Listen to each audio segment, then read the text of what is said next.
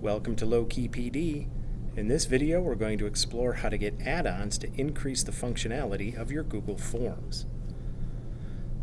So if you go to your Snowman menu, click on it.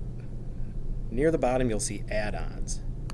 When you click on this, a pop-up window will open, and you will see all of the different add-ons as well as a bunch of other options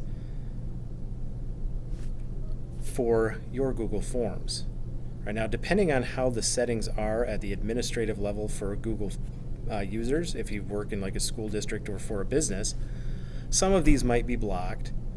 But the ones that aren't, you can get a pretty good idea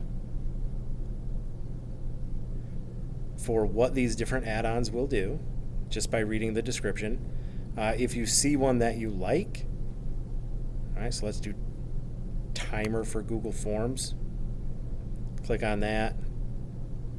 It appears that I'm not allowed to install it, but under most circumstances you would just click on the install button and this would install this add-on for your Google Forms, and according to the definition, it plugs a time limiter and automated proctoring for online tests, exams, and assessments, enable camera and screen tracking to reduce, let's see, does it say anything else after that? No, it doesn't.